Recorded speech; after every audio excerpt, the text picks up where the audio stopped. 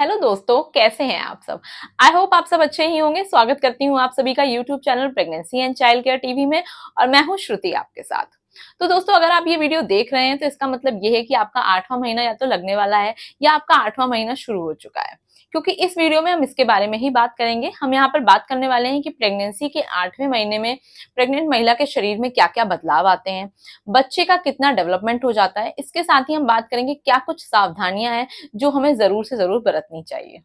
तो दोस्तों, अगर अभी भी आपका 8वां महीना नहीं स्टार्ट हुआ है, अगर आपकी प्रेगनेंसी का शुरुआत है, अभी आपका तीसरा चौथा महीना ही है, तो आप बाकी मंथ बाय मंथ के वीडियोस मेरे चैनल पर जाकर के चेक कर सकते हैं। मैं ऑलरेडी अपने चैनल पर सारे वीडियोस जो है वो शेयर कर चुकी हूँ।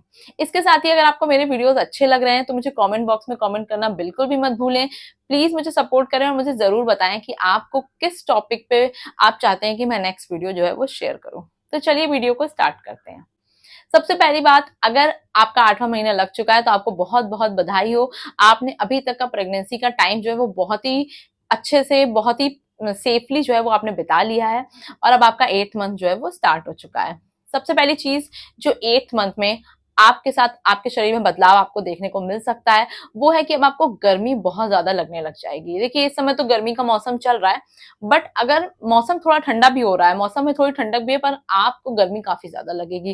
क्योंकि देखिए, कई बार क्या होता है, बॉडी का टेम्परेचर जो होता है प्रेगनेंसी में वो काफी ज्यादा बढ़ जाता है।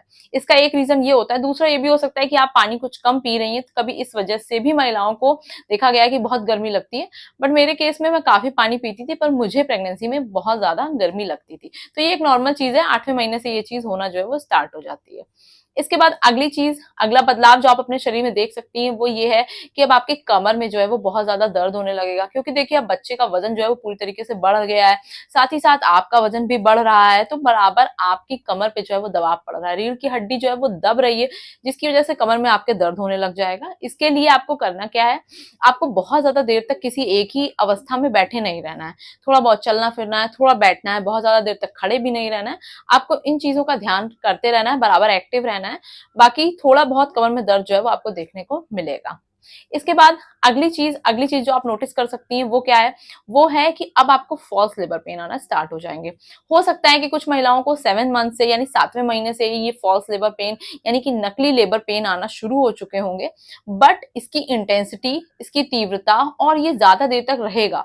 हो सकता है 30 सेकंड तक ये आपको दर्द बना रहे। तो ये अब आपको और ज्यादा प्रैक्टिस करने के लिए बॉडी आपकी तैयार कर रही है। इसलिए अब ये लेबर पेन लंबे लंबे समय तक आपके साथ रुक सकता है। अगर 1 मिनट से ऊपर आपको दर्द हो रहा है, 5 मिनट 10 मिनट तक आपका दर्द ठीक नहीं हो रहा है, तो इस केस में आपको तुरंत डॉक्टर से बात कर लेनी चाहिए। और हो सके अगर आप जा सकती हैं तो आपको तुरंत हॉस्पिटल जा करके डॉक्टर से मिलना चाहिए। इसके बाद अगला बदलाव जो आप अपने शरीर में देखेंगी वो होगा आपके पैरों में ऐंठन।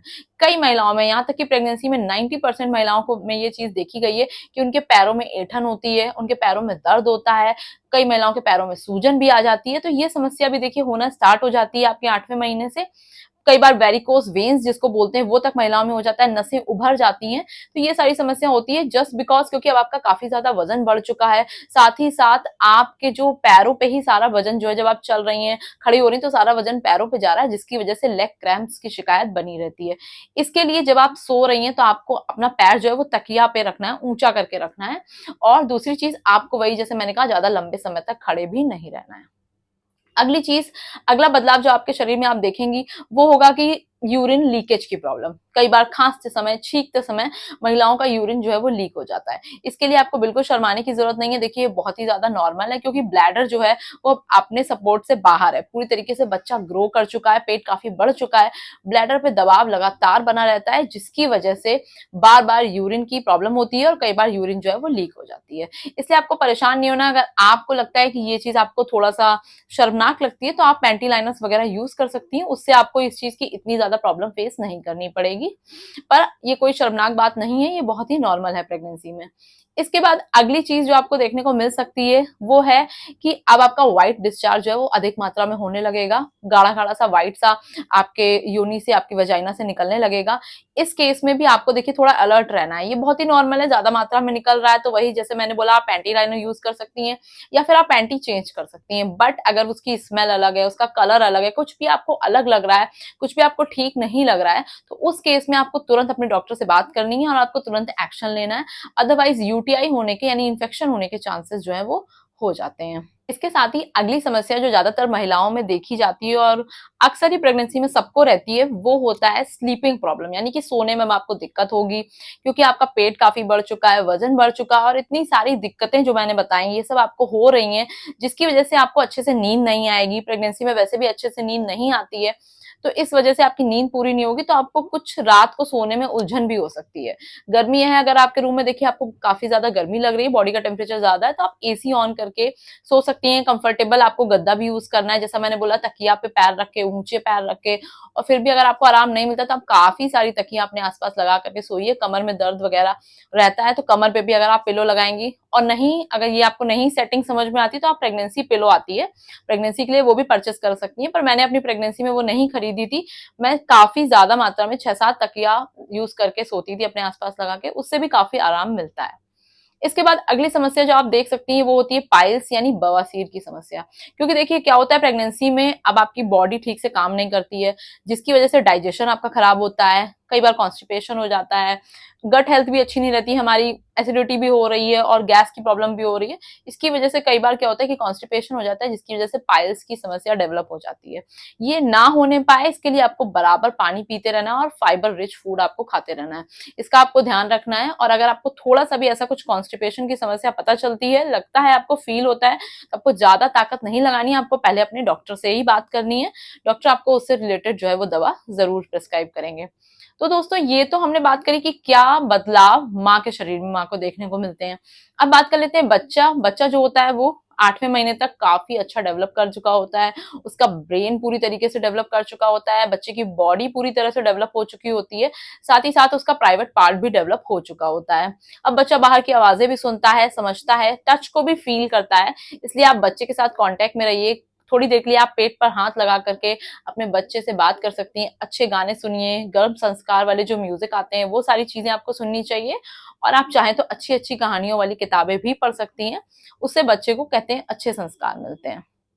अब बात करते हैं कि क्या ऐसी चीजें होती हैं जिन पे हमें ध्यान देना चाहिए, क्या सावधानियां हैं जो हमको बरतनी चाहिए। सबसे पहली चीज जो आपको ध्यान में रखनी है वो ये है कि देखिए आपको अपने खाने में ना एक बैलेंस डाइट लेनी है। ऐसा नहीं है कि आप केवल फ्रूट्स खा रहे हैं या फिर आप केवल जो है वो प्रोटीन वाली चीजें ही खा रहे हैं, ऐसा आपको नहीं करना। सब कुछ आपके खाने में होना चाहिए, हर चीज आपके खाने में होनी चाहिए। प्रोटीन भी होना चाहिए तो आपके में कैल्शियम भी होना चाहिए, कार्बोहाइड्रेट भी आपको लेना है, विटामिन भी होने चाहिए, मिनरल्स भी होने चाहिए। तो सारी चीजों इसलिए आपको फ्रूट्स भी खाने हैं, सब्जियां भी खानी है, दालें भी खानी है, डेयरी प्रोडक्ट्स भी खाने हैं, ड्राई फ्रूट्स भी खाने हैं। हर चीज का एक आप डाइट बना सकती हैं, उस हिसाब से आप डेली जो है इन चीजों को अपने डाइट में शामिल कर सकती हैं। दूसरी चीज ये भी रहती है कि देखिए क्या होता है ना कि कई बार लोग जंक फूड बहुत ज्यादा प्रेगनेंसी में खाने लग जाते हैं, क्रेविंग्स हो रही हैं, तो इसलिए जंक फूड को बिल्कुल अवॉइड कीजिए इस समय। तो एटलीस्ट अब आप खाना छोड़ दीजिए, एक आध बार कभी मन किया तो आप खा सकती हैं, पर बहुत ज्यादा डेली जंक फूड पे डिपेंड नहीं होना है। और साथ ही साथ जैसा मैंने कहा, पानी आपको दिन भर में 10 से 12 ग्लास पीना है। पानी पीना आपको बिल्कुल स्किप नहीं करना है, टाइमली आपको ध्यान रखना है, बॉटल अपने पास रखनी है और पानी आपको टाइम टू टाइम जो है वो पीते रहना है। इसके बाद अगली सावधानी जो आपको बरतनी चाहिए वो ये है कि आपको बहुत ज्यादा झटके से उठना या बैठना नहीं है। कहीं पर भी आप बैठी तो आपको सपोर्ट से ही उठना है और सपोर्ट लेकर के ही अब आपको बैठना है, एकदम से आपको बैठ नहीं जाना है, क्योंकि नहीं तो आपको क्रैम्प्स हो सकते हैं, कहीं पर आपकी नस चढ़ सकती है, पैरों में समस्या हो सकती है, फिर वो दर्द आपको बहुत ज्यादा तकलीफ देगा। इससे आपको झटके से उठना या बैठना बिल्कुल भी नहीं है। एक्टिव आपको बने रहना है। एक्सरसाइज आप डॉक्टर से पूछ करके कर सकती हैं, अगर अभी तक आप नहीं करती थी तो टहलना जैसी नॉर्मल सुबह शाम टहलना ये आप जरूर से जरूर कीजिए। इसके साथ ही आपको एक्टिव रहना है, जो भी थोड़े बहुत काम होते हैं वो आप कर सकती हैं। अगर आप प्रीनेटल योगा वगैरह डॉक्टर आपको अलाउ करती हैं, अगर आपकी प्रेगनेंसी स्मूथ है, अच्छी है, सेफ है, तो फिर आप कुछ एक्सरसाइजेस वगैरह भी हल्की फुल्की घर में कर सकती हैं। एक्टिव रहना बहुत जरूरी है, एक्टिव प्रेगनेंसी रहेगी तो आपकी डिलीवरी जो है वो नॉर्मल ही होगी। इसके बाद अगली चीज जो आपको ध्यान में रखनी है वो ये है कि आपको रात को 8 घंटे की प्रॉपर नींद लेनी है। इसके साथ ही आपको दिन में भी कम से कम 2 घंटे जो है वो रेस्ट करना है। अगर आपके पास टाइम है तो आपको दिन में भी रेस्ट जरूर करना है। कुछ जो भी आपका काम है उसको फिनिश करके अपना लंच करके आप थोड़ी देर के लिए रेस्ट कर सकती हैं।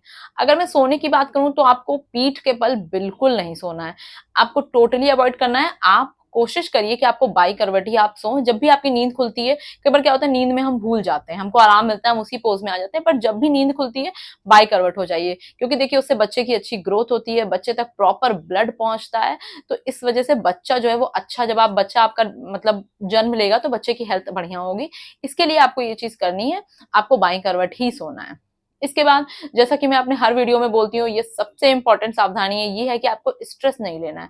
जो भी स्ट्रेस है, जो भी आपके मन में सवाल है, आप मुझसे पूछिए, अपने पार्टनर से बात करिए, जो भी आपके parents, in laws, mothers mothers के पास हर चीज का सोल्यूशन होता है, तो आप उनसे भी बात कर सकती हैं। पर आपको खुद से सोच करके परेशान नहीं होना है, आप उसका सोल्यूशन फाइंड करिए। अगर आपको स्ट्रेस हो रहा है कि मेरी नॉर्मल डिलीवरी होगी, सी सेक्शन होगी, तो अपने डॉक्टर से आप बात कर सकती हैं।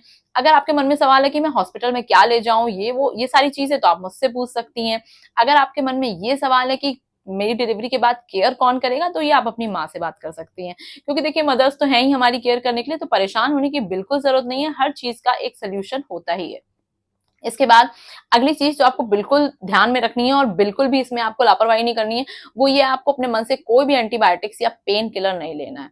कई बार क्या होता है, खांसी सर्दी जुकाम हो गई तो किसी ने दवाई बोल दी, हमने ले ली। बिल्कुल आपको ऐसा नहीं करना है, यार अभी तक आप जो भी दवाई ले रही थी, सर में दर्द हो रहा है तो कुछ भी दवाई ले ली, नहीं, आपको डॉक्टर से बात करना है। जब डॉक्टर अलाउ करती है तभी आपको दवाई लेनी है, नहीं तो ये आपके बच्चे के लिए खतरनाक हो सकता है।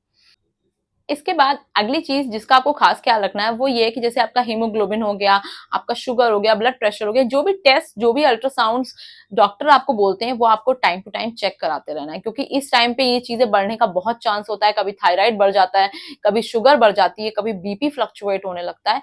ये देखिए बच्चे के लिए काफी जानलेवा हो सकता है, इसलिए आपको इस चीज में रिस्क नहीं लेना है। आपको ये नहीं सोचना है कि मुझे तो ये बीमारियां हैं ही नहीं। ऐसा नहीं है, प्रेगनेंसी में महिलाओं को ये बीमारियां होने के चांसेस 90% होते हैं। इसलिए आपको अपना ख्याल, अपने बच्चे का ख्याल रखना है, और आपको टाइम टू टाइम टेस्ट कराते रहना है और डॉक्टर को अपनी रिपोर्ट्स दिखाते रहना है। तो फ्रेंड्स, आज का मेरा वीडियो इस बारे में ही था कि आपको 8वें महीने में क्या क्या ख्याल रखना चाहिए, क्या बदलाव आपके शरीर में आते हैं और क्या आपके बच्चे में बदलाव आते हैं। आई होप आपको मेरे वीडियोस अच्छे लग रहे होंगे। अगर आपको प्रेगनेंसी से रिलेटेड और वीडियोस देखने हैं तो आप मेरे चैनल पर जाके चेक कर सकते हैं। और प्लीज, आपको मेरे वीडियोस अच्छे लग रहे हो तो वीडियोस को लाइक करना, शेयर करना और चैनल को सब्सक्राइब करना बिल्कुल भी मत भूलिए। मिलती हूँ नेक्स्ट वीडियो में। Thank you for watching.